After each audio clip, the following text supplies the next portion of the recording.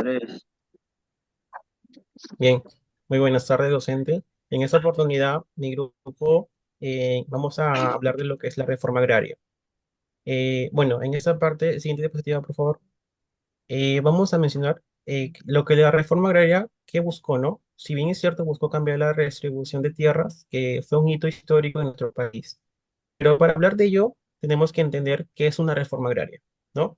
Sabemos que la reforma agraria es un proceso político en el que se dan medidas económicas y sociales que busca distribuir la propiedad para aliviar la desigualdad junto con la mejora de la productividad agrícola. Para lograrlo se utilizan obviamente que medidas gubernamentales. Pero para ello voy a mencionar un poco de la historia. Si bien es cierto también cómo nace esto, es que es a través del general Juan Velasco Alvarado, que tomó el poder en 1968 tras un golpe de Estado al presidente electo Fernando Belaúnde Terry, ¿no? Él tenía al ejército de lado, que inició una dictadura abiertamente izquierdista que duró 7 años, en que consistió el control, ¿no? Al año siguiente, en 1969, promulgó la ley de reforma agraria en el Perú. Así se expropiaron 9 millones de hectáreas para aproximadamente 270.000 familias, que llega a ser una cuarta parte de la población rural de nuestro país. Sin embargo, a pesar de las nobles intenciones, esta reforma no logró los resultados esperados y en estos casos generó consecuencias negativas que afectaron profundamente al sector agrícola y el desarrollo rural. Es por ello que podemos decir que la reforma agraria no fue beneficiosa para los peruanos o para nuestro país, por los siguientes aspectos que mis compañeros van a señalar a continuación. Bueno, el impacto político de la reforma agraria peruana. La reforma agraria fue un proceso transformador que buscaba pues, redistribuir la tierra, modernizar el sector agrario y empoderar a los campesinos. Pero fue realmente exitosa en sus objetivos políticos. A continuación vamos a ver dos puntos. La consolidación del poder. La reforma gozó de gran popularidad con el discurso de Velasco Alvarado, ya que se enfrentaba directamente a la oligarquía terrateniente que existía en ese tiempo. Bueno, más que y prometía la justicia social. Esto pues fue de muy llamativo para la población y más que todo en el campesinado. Y bueno, esto sirvió para fortalecer y legitimizar el régimen militar y consolidar su poder y así aplicar políticas radicales como la expropiación y redistribución de tierras. Nuevos actores políticos. La reforma se creó para nuevas organizaciones campesinas, dándoles un rol político que antes no tenían, pero realmente pues no se les empoderó de la manera que debió ser, ya que quedaron bajo el régimen del Estado. Todo se nacionalizó y no pudieron, o sea, tener una autonomía. Cambio y permanencia social en el Perú, del año 1930 a 1990. Migraciones del campo a la ciudad.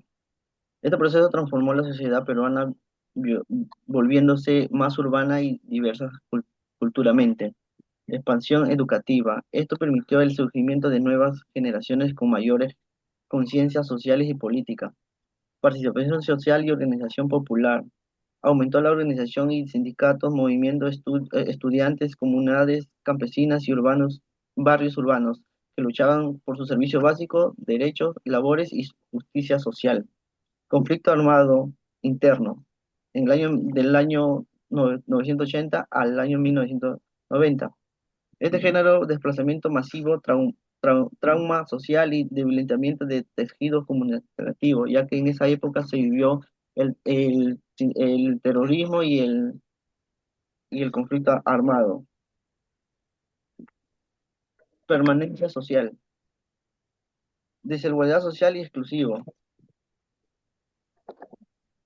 A pesar de ciertos avances, gran parte de la población rural e indígena siguió marginando del sexo equitativo a social, educación y servicios. Centralismo limeño. Lima surgió concentrándose la mayor parte de pobladores políticos, económico y social, limitando el desarrollo de la región. Discriminación cultural. persiguió el racismo y la discriminación hacia la población indígena, andina y amazónica, que eran vistas como inferiores en muchos aspectos de la sociedad. Y la influencia en el Perú día de hoy, aunque haya a veces incluso social y desarrollo, la seguridad y la desconfianza en el Estado siguen marcando la realidad peruana. Bien, ahora pasamos al aspecto económico. Como bien habían indicado, en la reforma agraria se hizo una redistribución equitativa de terrenos agrarios, ¿no? Que prácticamente se expropiaron de 9 millones de hectáreas que fueron designados para 370.000 familias, ¿no? En la palabra expropiaron indican que compraron forzadamente grandes latifundios, incluyendo también propiedades medianas y pequeñas. Dichas compras se hicieron con una valorización de las tierras muy baja, ya que la mayoría era pagada con bonos, que hasta la actualidad, o bueno, hasta el día de hoy no se han terminado de pagar, ¿no?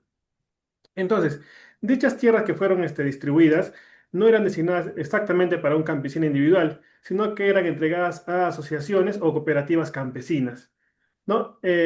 Entonces, los campesinos, a pesar de ser accionistas, o bueno, en una parte la cooperativa era propietaria de dichos terrenos, no podían manejarlos al 100%, ya que el Estado colocaba tecnócratas políticos o encargados políticos al manejo de estas tierras. Por ende, los campesinos no podían vender o disponer de dichas tierras con facilidad, ya que dichas tierras eran garantía del Estado hasta el pago de la deuda agraria.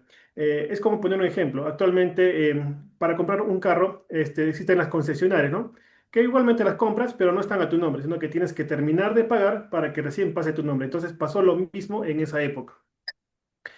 Bien, el valor de las tierras no era igual en la sierra como en la costa. Por ejemplo, en una hectárea en la sierra valía menos que una hectárea en la costa, ya que en la sierra eran terrenos agrícolas, pero también había un porcentaje que eran pastizales o tierras infértiles, mientras que en la costa eran terrenos más productivos y podrían producir más cosas como azúcar, arroz y todo ello. En la parte de sierra solamente era para el follaje de los ganados, ¿no?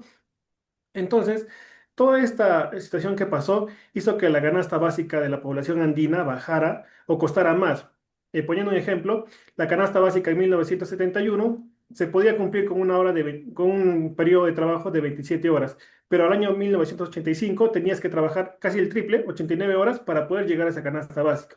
Entonces, la productividad y el crecimiento del PBI, que estaba en un 65%, descendió a menos 65%. Esto debido a la falta de la inversión al sector tecnológico en la parte agraria. Entonces, en conclusión, la economía descendió en vez de ascender y ser beneficiosa para los campesinos, ¿no? Siguiente.